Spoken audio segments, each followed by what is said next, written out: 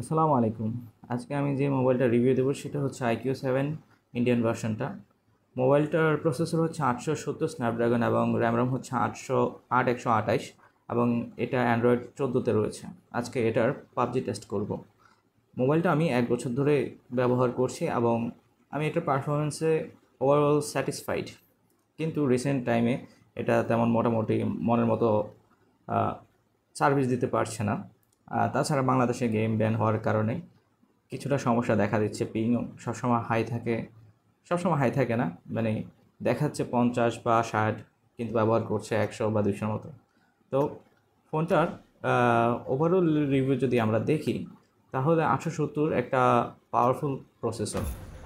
আর 870 Snapdragon হওয়াতে এটার হিটিংটাও অনেক কম হয় অ্যান্ড গরমকালে আরামে খেলা যায়, কোনো ল্যাগ ইস্যু দেখা যায় না।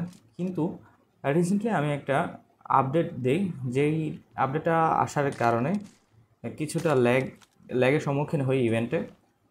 ধরেন নামলে বুলেট কানেক্ট হয় না বা হঠাৎ করে আমি পড়ে যাই। এটা দোষ পিংয়ের কারণেও আছে, কারণ আমাদের দেশে গেম ব্যান হওয়ার কারণে গেম এটা মানে বুলেট কানেক্ট হয় না। সরি, আমি ফার্স্ট টাইম রিভিউ দিচ্ছি, সেজন্য আমার কথা হয়তো কেমন শোনাচ্ছে বা আনপ্রফেশনাল লাগতেছে। তো আমি প্রফেশনাল নই, প্রথমবার করছি। এখানে আমি স্ক্রিন রেকর্ডিং করছি এবং এখানে আমি একটা টিডিএমের মাধ্যমে আপনাদেরকে রিভিউটা দিচ্ছি মূলত। তো আমার খেলাটাও অ্যাভয়েড করতে পারেন, কারণ হচ্ছে যে আমি তেমন ভালো খেলোয়াড় না। তো মূল কথায় আসি। এটার রিভিউটা হচ্ছে যে এটা প্রথমত অনেক ভালো সার্ভিস দিয়েছে। আর মোবাইলটা 1900 মোবাইলটা 2021 সালের। তো সেজন্য এখন 3 বছর হওয়াতে এটা সার্ভিসটা কিছুটা স্লো হয়ে গিয়েছে, বাট এতে বেশি ইম্প্যাক্ট পড়ে নাই। ওভারঅল এটা পারফরমেন্স ভালো, কিন্তু লাস্ট আপডেটের কারণে এটা অনেকটা বাগ দেখা দিয়েছে, যার কারণে একটু স্লো হয়ে গিয়েছে। স্লো বলতে হচ্ছে যে হঠাৎ করে বুলেট কানেকশন আবার একটু ল্যাগ দেয়। তবে iQ7-এর যে একটা বেটার অপশন আছে সেটা হচ্ছে বেটার বা বেস্ট বলতে পারেন মনস্টার মোড, যেটার কারণে আপনার পারফরমেন্স বুস্ট হতে পারে।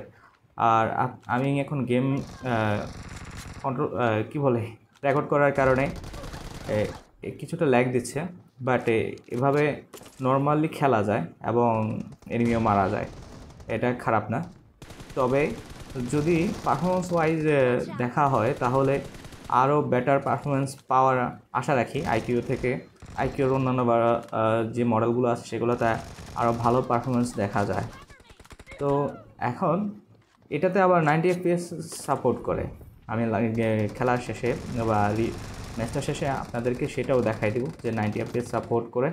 কিন্তু 90 FPSটা কনস্ট্যান্ট না, বা 90 FPSটা দিলে মোবাইলটা টোটালি এটা সাপোর্ট করতে পারে না। কারণ হচ্ছে যে এটা হয়তো অনেক পুরাতন হওয়ার কারণে বা এটা সফটওয়্যার ভার্সনের কারণে এটা টোটালি সাপোর্ট করতে পারে না। আমি 90 FPS দিয়ে খেলেছি, এটা কাইন্ড অফ মানে খারাপ দিকটাই প্রকাশ করে।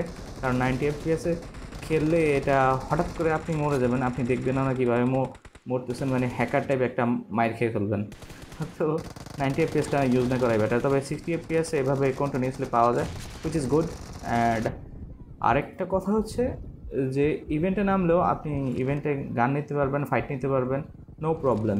But again the same problem arises, that is যে আপনার হঠাৎ করে ফ্রেমটা ড্রপ দিবেন, বা ধরেন যে কোনো ভালো ডিভাইসওয়ালা আইফোনওয়ালা ধরেন এসে আপনাকে ধুমধারাকে একটা মাইর দিয়ে দিল, যেটার কারণে আপনি মানে ফ্রেম ড্রপটা দেখতে পারবেন। আর রেকর্ড করতে চাইলে রেকর্ড করতে পারেন, তবে বেশিক্ষণ রেকর্ড করলে মোবাইলে চাপ পড়বে, হিট হবে, অতি স্বাভাবিক বিষয়, সেটাও মাথায় রাখতে হবে। তো এভাবে ওভারঅল পারফরমেন্স ভালো। তবে আইকিউর যে অন্যান্য মডেলগুলো আছে, নিউ 6, নিউ 7, সেগুলো আপনারা ট্রাই করে দেখতে পারেন। তবে বাংলাদেশে এখন আইকিউ মানে অফিসিয়ালি আসে নাই, এগুলো ইন্ডিয়াতেই মূলত পাওয়া যায়, যার কারণে হচ্ছে আপনি জাস্ট অনলি ডিভাইস পাবেন এই বাংলাদেশে। তো এই হচ্ছে ওভারঅল পারফরমেন্স। আমি হয়তো আনাড়ির মতো কথা বলেছি, কারণ আমি প্রথমবার এরকম রিভিউ দিচ্ছি, তো ক্ষমা করবেন এখানে ব্যক্তিগত মতামত। ইনশাল্লাহ নেক্সটে ফিরবো iQ Z6 Pro বা রেডমির অন্য কোনো ডিভাইস বা রিয়েলমি 9 স্পিড এডিশন নিয়ে। তো আমি লাস্টে সেটিংসটা দেখিয়ে দিচ্ছি। এই যে আপনাদের 90 FPS এক্সট্রিম প্লাস যেটা, সেটা শো করছে। HDR এক্সট্রিম পর্যন্ত খেলতে পারবেন, HDR আলট্রা HDRটা ডাউনলোড করে নেই। তো আজ এটুকুই, আল্লাহ হাফিজ।